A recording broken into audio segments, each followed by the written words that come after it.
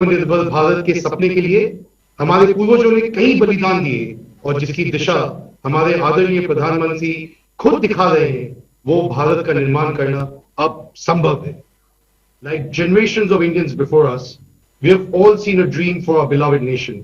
The time has come for us to turn that dream into a reality. We have the leadership, the resources, and most importantly, the resolve to make it happen. We, the citizens of East and Northeast India, have been the torchbearers of defining movements, growth, and development both in pre and post independence India. Over the last few years, the Eastern India has taken tremendous strides in infrastructure and economic development. The upswing, which is temporarily paused due to COVID-19 pandemic and relief efforts of the Amphan super cyclone, has not lost its momentum. We will soon get back to being the engine of economic development that drives us towards realizing our dream of an Atmanirbhar Bharat. On behalf of Indian Chamber of Commerce, I would like to thank our government for their unparalleled support and guidance. हम सभी इस नव भारत के निर्माण में आपके साथ हैं और आपके मार्गदर्शन के लिए कृतज्ञ हैं। मैं एक बार फिर हमारे आदरणीय प्रधानमंत्री जी श्री नरेंद्र मोदी जी का स्वागत और अभिनंदन करता हूं। Sir, may I now request you to kindly share your thoughts and vision with us. Thank you. নমস্কার।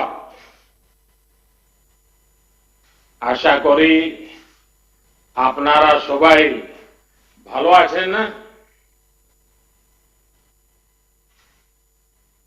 95 वर्ष से निरंतर देश की सेवा करना किसी भी संस्था या संगठन के लिए अपने आप में बहुत बड़ी बात होती है।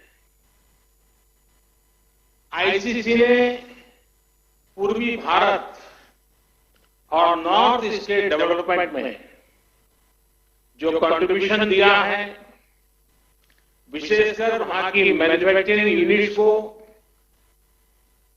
वह भी हिस्टोरिकल है। आईसीसी के लिए अपना योगदान देने वाले आप सभी को इन 95 वर्ष में जिन जिन महानुभावों ने योगदान दिया है, उस प्रत्येक महानुभाव का मैं अभिनंदन करता हूं। साथियों, आईसीसी ने 1925 में अपने गठन के बाद से आजादी की लड़ाई को देखा है, उस लड़ाई को जिया है। सरकारों से मुसीबतें भी झेली है, भीषण अकाल और अन्न संकटों को देखा है, विभाजन को देखा है। विभाजन की उस पीड़ा को आपने सहा है और भारत की ग्रोथ ट्रेजेक्टरी का भी आप हिस्सा रहे हैं। अब इस बार की एजीएम एक ऐसे समय में हो रही है जब हमारा देश मल्टीपल चैलेंजेस को चैलेंज कर रहा है। कोरोना वायरस से पूरी दुनिया लड़ रही है, भारत भी लड़ रहा है, लेकिन अन्य तरह के संकट भी निरंतर खड़े हो रहे हैं। कहीं फ्लड की चुनौती, कहीं लॉकस्ट, बंगाल में जिसको पोंगोपा कहते हैं, पोंगोपा का कहर, कहीं ओलावृष्टि, कहीं असम में ऑयल फील्ड में आग, कहीं लगातार छोटे छोटे अर्थक्वेक की खबरें। ये भी कम ही होता है कि पूर्वी और पश्चिम क्षेत्र में एक के बाद एक 2 साइक्लोन्स चुनौती बनकर के आए। ऐसे तमाम फ्रंट्स पर हम सभी एक साथ मिलकर के लड़ रहे हैं। कभी कभी समय भी हमें परखता है, समय भी हमारी कसौटी करता है, परीक्षा लेता है। कई बार अनेक कठिनाइयां, अनेक कसौटियां एक साथ आ जाती है, लेकिन हमने ये भी अनुभव किया है कि इस तरह की कसौटी में हमारा कर्तृत्व, हमारा कृतित्व उज्जवल भविष्य की गारंटी भी लेकर के आता है। किसी कसौटी से हम कैसे निपट रहे हैं, मुश्किलों से कितनी मजबूती से लड़ रहे हैं, ये आने वाले अवसरों को भी तय करता है। साथियों, हमारे यहां कहा जाता है, मन के हारे हार, मन के हारे हार, मन के जीते जीत। यानी हमारी संकल्प शक्ति, हमारी इच्छा शक्ति ही हमारा आगे का मार्ग तय करती है। जो पहले ही हार मान लेता है, उसके सामने नए अवसर दूर दूर तक नजर नहीं आते हैं। लेकिन जो जीत के लिए निरंतर प्रयास करता है, एक दूसरे का साथ देते हुए आगे बढ़ता है, उसके सामने नए अवसर भी उतने ही ज्यादा आते हैं और अवसर भी सामने चले आते हैं। साथियों, ये हमारी एकजुटता, ये एक साथ मिलकर बड़ी से बड़ी आपदा का सामना करना, ये हमारी संकल्प शक्ति, ये हमारी इच्छा शक्ति, हमारी बहुत बड़ी स्ट्रेंथ है। एक राष्ट्र के रूप में हमारी बहुत बड़ी ताकत है। मुसीबत की दवाई, मुसीबत की एक ही दवाई है, मुसीबत की दवाई मजबूती है। मुश्किल समय ने हर बार भारत के डिटर्मिनेशन को अधिक स्ट्रेंथन किया है। एक नेशन के रूप में देशवासियों के रिजॉल्व को ऊर्जा दी है, संकल्प को शक्ति दी है। यही भावनाएं आज आईसीसी के आपके मेंबर के चेहरे पर भी और देशवासियों के चेहरे पर भी मैं देख सकता हूं, मैं पढ़ सकता हूं। करोड़ों देशवासियों के प्रयासों में मैं एक नई आशा देख सकता हूं, नया विश्वास देख सकता हूं। कोरोना का संकट पूरी दुनिया में बना हुआ है, पूरी दुनिया इससे लड़ रही है। कोरोना वॉरियर्स के साथ हमारा देश इस लड़ाई में जरा भी पीछे नहीं है। लेकिन इन सब के बीच हर देशवासी अब इस संकल्प से भी भरा हुआ है कि इस आपदा को अवसर में परिवर्तित करना है। इससे हमें देश का बहुत बड़ा टर्निंग पॉइंट भी बना रहा है। ये टर्निंग पॉइंट क्या है? आत्मनिर्भर भारत, सेल्फ रिलायंट इंडिया। आत्मनिर्भरता का, सेल्फ रिलायंस का ये भाव बरसों से हर भारतीय ने एक एस्पिरेशन की तरह जिया है। लेकिन फिर भी एक बड़ा काश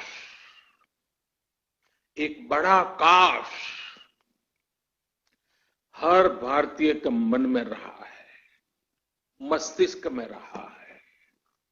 ये काश क्या है? काश हम मेडिकल इक्विपमेंट के क्षेत्र में आत्मनिर्भर होते। काश हम डिफेंस मैन्युफैक्चरिंग में आत्मनिर्भर होते। काश हम कोल और मिनरल्स के सेक्टर में आत्मनिर्भर होते। काश हम एडिबल ऑयल में, फर्टिलाइजर्स के क्षेत्र में आत्मनिर्भर होते। काश हम इलेक्ट्रॉनिक मैन्युफैक्चरिंग में आत्मनिर्भर होते। काश हम सोलर पैनल्स, बैटरीज और चिप मैन्युफैक्चरिंग में आत्मनिर्भर होते। काश हम एविएशन सेक्टर में भी आत्मनिर्भर होते। ऐसे कितने सारे काश, अनगिनत काश हमेशा से हर भारतीय को झकझोरते रहे हैं। साथियों, एक बहुत बड़ी वजह रही है कि बीते 5-6 वर्षों में देश की नीति और रीति में भारत की आत्मनिर्भरता का लक्ष्य सर्वोपरि रहा है। अब कोरोना क्राइसिस ने हमें इसकी गति और तेज करने का सबक दिया है। इसी सबक से निकला है आत्मनिर्भर भारत अभियान। साथियों, हम देखते हैं परिवार में भी संतान, बेटा हो या बेटी, 18-20 साल का हो जाता है तो मां बाप उसे सबसे पहले कहते हैं कि अपने पैरों पर खड़े रहना सीखो। हर परिवार में सुना होगा, आप जो मुझे सुन रहे सबने सुना होगा कि 18-20 साल की उम्र में उनके मां बाप ने उनको कहा होगा कि बेटे, बेटी, अब अपने पैरों पर खड़े रहना सीखो। एक तरह से आत्मनिर्भर भारत का पहला पाठ परिवार से ही शुरू होता है। भारत को भी अपने पैरों पर ही खड़े होना होगा। साथियों, आत्मनिर्भर भारत अभियान का सीधा सा मतलब है कि भारत दूसरे देशों पर अपनी निर्भरता कम से कम करे।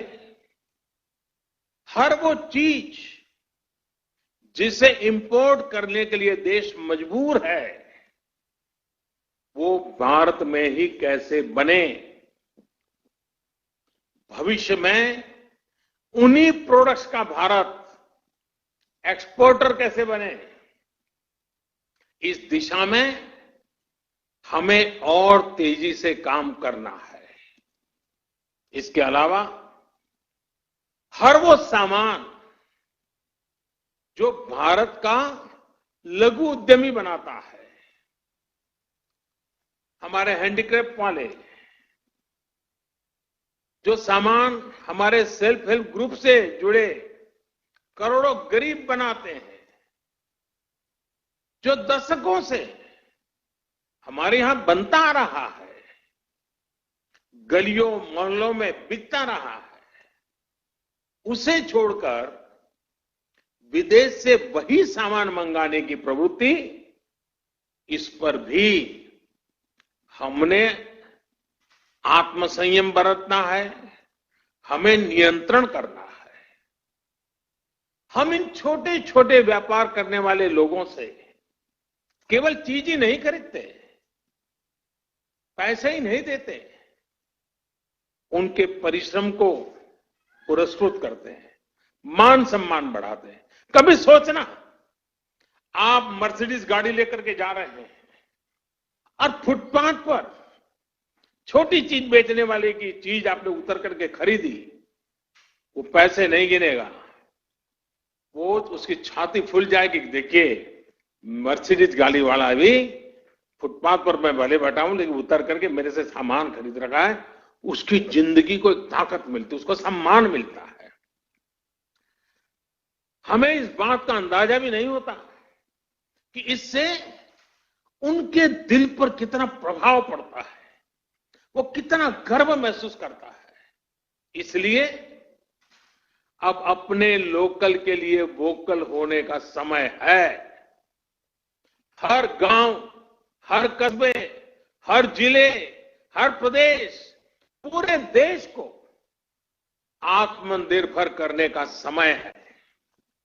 साथियों, सालों पहले, दशकों पहले स्वामी विवेकानंद जी ने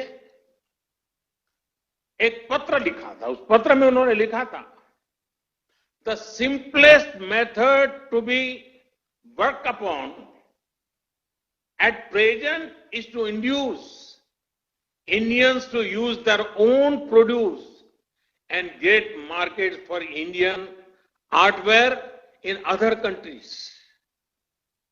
स्वामी विवेकानंद जी का बताया ये मार्ग पोस्ट कोविड वर्ल्ड में भारत की प्रेरणा है। अब देश प्रण कर चुका है और देश कदम भी उठा रहा है। आत्मनिर्भर भारत अभियान के तहत जिन बड़े रिफॉर्म्स की घोषणा की गई है, उनको तेजी से जमीन पर उतारा जा रहा है। एमएसएमईज की डेफिनेशन सालों से लटकी हुई बात, उसका दायरा बढ़ाना हो या एमएसएमई के सपोर्ट के लिए हजारों करोड़ के स्पेशल फंड्स की व्यवस्था हो, ये सब आज सच्चाई बन रहे हैं। आईबीसी से जुड़ा फैसला हो, छोटी छोटी गलतियों को डीक्रिमिनलाइज करने का फैसला हो, इन्वेस्टमेंट की फास्ट ट्रैकिंग के लिए प्रोजेक्ट डेवलपमेंट सेल्स का गठन हो, ऐसे अनेक कार्य पहले ही हो चुके हैं। अब तमाम सेक्टर्स, खासकर कोल और माइनिंग के सेक्टर को अधिक कॉम्पिटिटिव बनाने के लिए जो रिफॉर्म्स अनाउंस हुए हैं, उसका भरपूर फायदा उठाने के लिए उद्योग जगत आगे आए। मेरे युवा साथी, आप आगे आए। साथियों, किसानों और रूरल इकोनॉमी के लिए जो निर्णय हाल में हुए हैं, उन्होंने एग्रीकल्चर इकोनॉमी को बरसों की गुलामी से मुक्त कर दिया है। सच्ची आजादी किसानों को मिली है। अब भारत के किसानों को अपने प्रोडक्ट, अपनी उपज देश में कहीं पर भी बेचने की आजादी मिल गई है। APMC act, essential commodities act, उसमें जो संशोधन किए गए हैं, किसानों और इंडस्ट्री के बीच पार्टनरशिप का जो रास्ता खोला गया है, उससे किसान और रूरल इकोनॉमी का कायाकल्प होना तय है। इन फैसलों ने किसान को एक प्रोड्यूसर के रूप में और उसकी उपज को एक प्रोडक्ट के रूप में पहचान दी है। साथियों, चाहे किसानों के बैंक खातों में सीधे पैसे ट्रांसफर करना हो, चाहे एमएसपी का फैसला हो, उनकी पेंशन की योजना हो, हमारा प्रयास किसानों को सशक्त करने का है। अब किसानों को एक बड़ी मार्केट फोर्स के तौर पर विकसित होने में सहायता की जा रही है।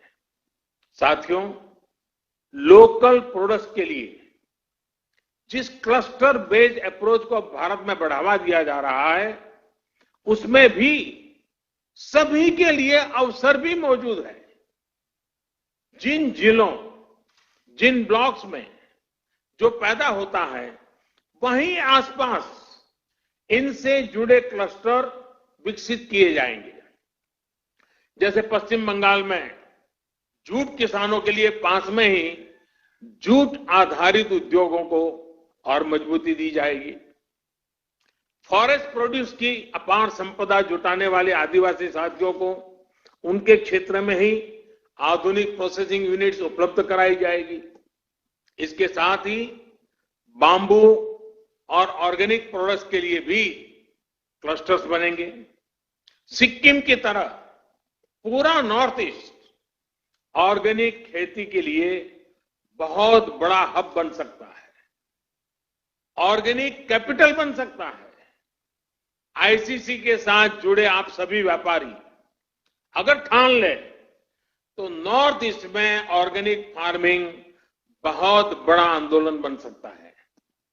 आप उसकी ग्लोबल पहचान बना सकते हैं। आप अगर चाहें तो ऑर्गेनिक प्रोडक्ट को लेकर के ग्लोबल मार्केट पर छा सकते हैं। साथियों, आप सभी नॉर्थ ईस्ट पूर्वी भारत में इतने दशकों से काम कर रहे हैं।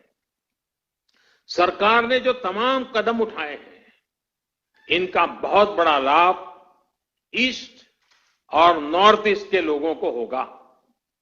मैं समझता हूं कि कोलकाता भी खुद फिर से एक बहुत बड़ा लीडर बन सकता है। अपने पुराने गौरव से प्रेरणा लेते हुए भविष्य में कोलकाता पूरे क्षेत्र के विकास का नेतृत्व कर सकता है। आपसे बेहतर और कौन जानता है कि जब श्रमिक पूर्व के, संपत्ति पूर्व की, संसाधन पूर्व के, तो इस क्षेत्र का विकास कितनी तेज गति से हो सकता है। साथियों, 5 साल बाद यानी वर्ष 2025 में आपकी संस्था अपने 100 वर्ष पूरे करने जा रही है। वहीं वर्ष 2022 में देश की आजादी के 75 वर्ष पूरे होने जा रहे हैं। ये आपकी संस्था के लिए, आपके प्रत्येक सदस्य के लिए, आपकी कोई भी औद्योगिक इकाई हो या व्यापारिक इकाई हो, बेहतरीन समय है एक बड़ा संकल्प लेने का। मेरा आपसे आग्रह है कि आत्मनिर्भर भारत अभियान को चरितार्थ करने के लिए आईसीसी भी अपने स्तर पर 50-100 नए लक्ष्य तय करेंगे। ये लक्ष्य संस्था के भी हो, इससे जुड़े हर उद्योग और व्यापारिक इकाई के भी हो और हर व्यक्ति के भी हो। आप जितना अपने लक्ष्य की ओर आगे बढ़ेंगे, उतना ही ये अभियान पूर्वी भारत में, नॉर्थ ईस्ट में आगे बढ़ेगा, जो देश को भी आगे ले जाएगा। साथियों, मैन्युफैक्चरिंग में बंगाल की ऐतिहासिक श्रेष्ठता को हमें पुनर्जीवित करना रहेगा। हम हमेशा सुनते आए हैं, what Bengal thinks today, India thinks tomorrow. हमें इससे प्रेरणा लेते हुए हम सबको मिलकर के आगे बढ़ना होगा। ये समय इंडियन इकोनॉमी को कमांड एंड कंट्रोल से निकालकर प्लग एंड प्ले की तरफ ले जाना है। ये समय कंजर्वेटिव अप्रोच का नहीं है, बल्कि आगे बढ़कर बोल्ड डिसीजंस का है, बोल्ड इन्वेस्टमेंट्स का है। ये समय भारत में एक globally competitive domestic supply chain तैयार करने का है। इसके लिए उद्योग जगत को अपनी मौजूदा सप्लाई चेन के सभी स्टेक होल्डर्स को संकट से निकालने में मदद भी करनी है और वैल्यू एडिशन में उनकी हैंड होल्डिंग भी करनी है। साथियों, आत्मनिर्भर भारत अभियान में आगे बढ़ते हुए कोरोना काल से संघर्ष करते हुए आज आपने इस एजीएम में जो पीपल, प्लेनेट एंड प्रॉफिट का विषय उठाया गया है वो भी बहुत महत्वपूर्ण है। कुछ लोगों को लगता है कि ये तीनों एक दूसरे के ऑपोजिट है, विरोधाभासी है, लेकिन ऐसा नहीं है। पीपल, प्लेनेट एंड प्रॉफिट एक दूसरे से इंटरलिंक है। ये तीनों एक साथ फ्लरिश कर सकते हैं, को एग्जिस्ट कर सकते हैं। मैं आपको कुछ उदाहरण देकर समझाता हूं। जैसे भारत में हमने एलईडी बल्ब का एक बहुत बड़ा अभियान चलाया। अब ये एलईडी बल्ब अपने आप में एक बड़ा प्रेरक उदाहरण है। 5-6 वर्ष पहले एक एलईडी बल्ब 350 रुपये से भी ज्यादा में मिलता था। आज वही बल्ब 50 रुपये तक में मिल जाता है। आप सोचिए, कीमत कम होने से देश भर में करोड़ों करोड़ों की संख्या में एलईडी बल्ब घर घर पहुंचे हैं, स्ट्रीट लाइट्स में लग रहे हैं। ये क्वांटिटी इतनी बड़ी है कि इससे उत्पादन की लागत कम हुई है और प्रॉफिट भी बढ़ा है। इससे लाभ किसको मिला है? पीपल को, आम देशवासी को, जिसका बिजली का बिल कम हुआ है। एक मोटा मोटा अंदाज में लगा सकता हूं, आज प्रतिवर्ष एवरी ईयर देशवासियों के करीब करीब 19,000 करोड़ रुपए बिजली के बिल में एलईडी की वजह से बच रहे हैं। 19,000 करोड़ रुपए आपके जेब में बचना, ये बचत गरीब को हुई है, ये बचत देश के मध्यम वर्ग को हुई है और लगातार होने वाली है। इसका लाभ प्लेनेट को भी हुआ है। सरकारी एजेंसियों ने जितने एलईडी बल्ब कम कीमत पर बेचे हैं, अकेले उससे ही हर साल करीब करीब 4 करोड़ टन कार्बन डाइऑक्साइड का एमिशन कम हुआ है। यानी प्रॉफिट दोनों को है, दोनों के लिए विन विन सिचुएशन है। उत्पादक भी कमाता है, विक्रेता भी कमाता है और खरीदार भी कमाता है, और प्लेनेट का तो भला हुआ ही हुआ है। अगर आप सरकार की अन्य योजनाओं और फैसलों को भी देखें तो बीते 5-6 वर्षों में पीपल, प्लेनेट एंड प्रॉफिट का ये कंसेप्ट जमीन पर और मजबूत हुआ है। अब जैसे अभी आपने भी देखा है कि कैसे सरकार का बहुत ज्यादा जोर इनलैंड वाटरवेज पर है। हल्दिया से बनारस तक तो वाटरवे चालू हो चुका है। अब मैं बनारस का एमपी हूं, इसलिए मुझे आपसे जुड़ने में आनंद भी आता है। अब वो चालू भी हो चुका है। अब नॉर्थ ईस्ट में भी वाटरवेज बढ़ाया जा रहा है। इन वाटरवेज से पीपल का फायदा है, क्योंकि इससे लॉजिस्टिक्स का खर्च कम होता है। इन वाटरवेज से प्लेनेट का भी फायदा है, क्योंकि इससे ईंधन कम जलता है। और हमें ये भी नहीं भूलना चाहिए कि ये पेट्रोल डीजल के इंपोर्ट को कम करेगा, रोड पर ट्रैफिक कम करेगा, सामान सस्ते में पहुंचाएगा, सामान सस्ता मिलेगा, शॉर्टेज रूट से जल्दी पहुंचेगा। खरीदने वाले और बेचने वाले दोनों को इसमें प्रॉफिट ही प्रॉफिट है। यानी पीपल भी है, प्लेनेट भी है, प्रॉफिट भी है।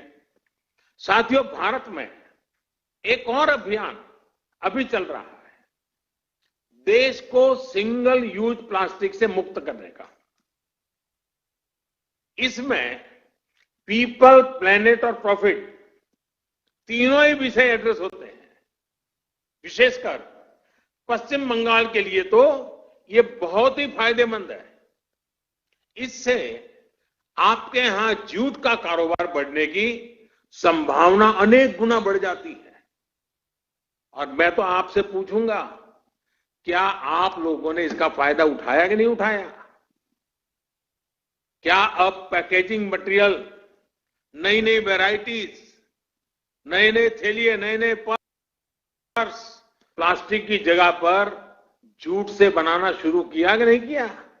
एक तरह से मैं कहूंगा ये एक निर्णय, सिंगल यूज प्लास्टिक से मुक्ति का एक निर्णय, आप आईसीसी के मेंबर जो उस इलाके में ज्यादा काम करते हैं, आपकी तो पांचों उंगलियां घी में है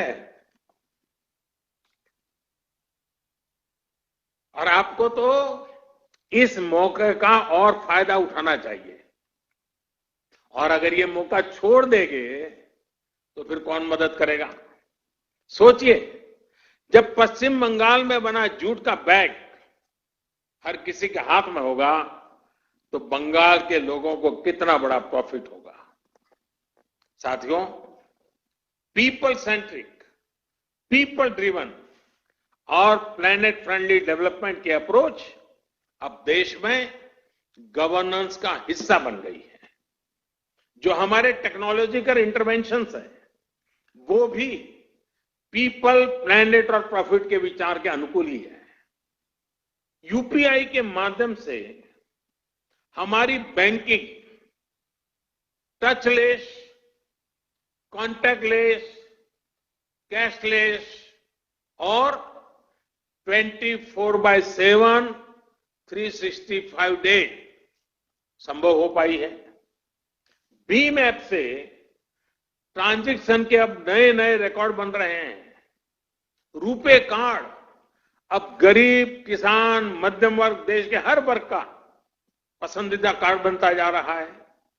जब हम आत्मनिर्भर भारत की बात करते हैं तो क्यों न गर्व के साथ रुपे कार्ड का इस्तेमाल करें।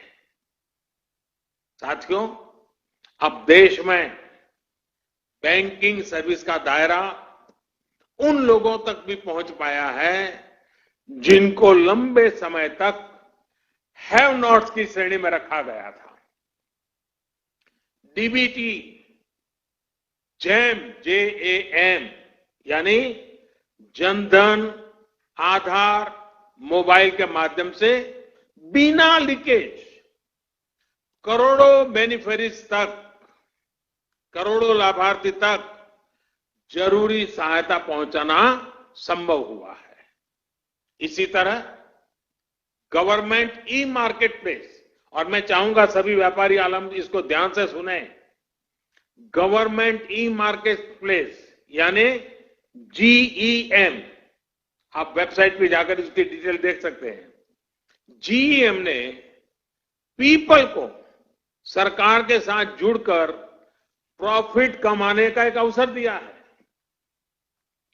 आप ये जानते ही हैं कि jam platform, GEM, jam platform पर छोटा हो या बड़ा, व्यक्तिगत रूप से काम करता हो या सेल्फ हेल्प ग्रुप चलाता हो, MSME हो या बड़ा व्यापारी हो, सीधे सीधे भारत सरकार को अपने गुड्स और अपनी सर्विसेज उपलब्ध करा सकते हैं और बड़ी ट्रांसपेरेंसी के साथ।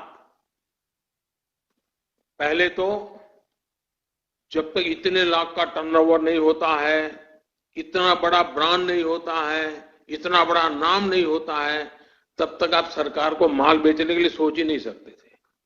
आज हमने वो रास्ता खोला है कि आप सीधे भारत सरकार की बड़ी से बड़ी इकाई, इवन PM ऑफिस में भी आपका माल पहुंच सकता है, प्रधानमंत्री को भी पहुंच सकता है। इसलिए मेरा आईसीसी से भी आग्रह है कि आपके जो मेंबर्स हैं, जो आपसे जुड़े हुए हैं, मैन्युफैक्चरर्स हैं, उन्हें भी ज्यादा से ज्यादा संख्या में जैम से जुड़ने के लिए प्रेरित करिए और अपने उत्पाद सरकार को खरीदने ही पड़े ऐसी क्वालिटी का माल लेकर के आए। देखिए कैसी स्पर्धा चलती है और सरकार की ताकत नहीं है कि आपके अच्छे मुल्क को ठुकरा सके। यह सब ट्रांसपेरेंट प्लेटफॉर्म है, हर एक का बेनिफिट है। अगर आपसे जुड़ा हर मैन्युफैक्चरर जेम से जुड़ जाएगा तो छोटे कारोबारी भी अपने प्रोडक्ट सीधे सरकार को बेच पाएंगे। साथियों, जब हम प्लेनेट की बात करते हैं तो आप भी देख रहे हैं कि आज आइसा यानी इंटरनेशनल सोलर अलायंस एक बड़ा ग्लोबल मूवमेंट बन रहा है। सोलर एनर्जी के क्षेत्र में जो लाभ भारत अपने लिए देखता है उसको पूरी दुनिया के साथ साझा करने के लिए कोशिश की जा रही है। मेरा इंडियन चैम्बर ऑफ कॉमर्स के तमाम सदस्यों से अनुरोध है, ऐसे संस्थानों की एमएसएमईज की हैंड होल्डिंग आवश्यक है और करनी चाहिए।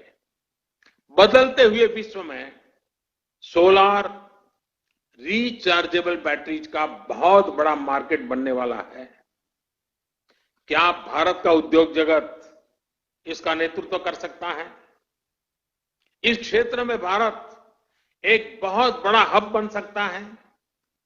आईसीसी और उसके सदस्य 2022 जब भारत अपनी आजादी के 75 वर्ष पूरा करेगा और 2025 जब आईसीसी अपने 100 वर्ष पूरा करेगा तो इन अवसरों से जुड़े लक्ष्यों में इस विषय पर भी अपने टारगेट तय कर सकते हैं। साथियों, ये समय अवसर को पहचानने का है, खुद को आजमाने का है और नई बुलंदियों की ओर जाने का है। ये अगर सबसे बड़ा संकट है तो हमें इससे सबसे बड़ी सीख लेते हुए इसका पूरा लाभ भी उठाना चाहिए। मैं आपको आश्वस्त करता हूं कि सरकार इसके लिए पूरी तरह से कमिटेड है, आपके साथ है। आप बेहिचक आगे बढ़िए, नए संकल्पों के साथ, नए विश्वास के साथ आगे बढ़िए। आत्मनिर्भर भारत के मूल मंत्र में है, और ये बात बहुत महत्वपूर्ण है, आत्मनिर्भर भारत के मूल में जो मंत्र है वो है आत्मविश्वासी भारतीय। हर भारतीय आत्मविश्वासी होगा तो आत्मनिर्भर भारत की यात्रा बहुत कम समय में हम जीत लेंगे। गुरुवर टैगोर ने अपनी कविता नूतन जोगेर भोर में कहा है, चोलाए चोलाए बाजबे जोएर मेरी, चोलाए चोलाए बाजबे जोएर मेरी, पाएर बेगे ही पोत केटे जाए कोरिश्ना आर दे। यानी हर आगे बढ़ने वाले कदम पर घोषणाद होगा, दौड़ते पांव ही नया रास्ता बना देंगे।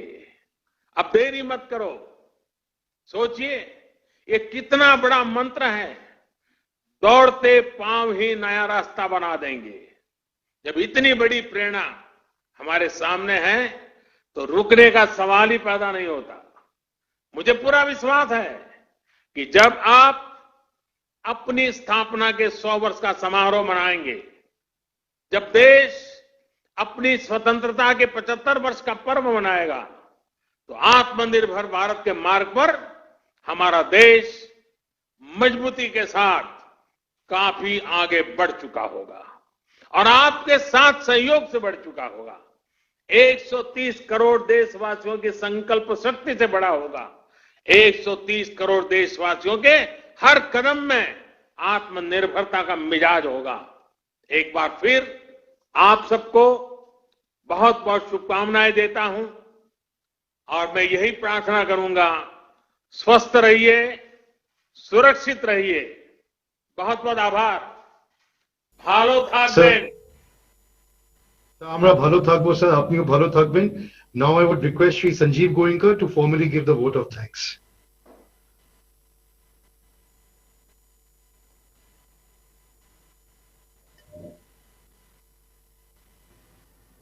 decisive, confident और visionary leadership देखी है। Average Indian को जीने की convenience में बहुत वृद्धि हुई है।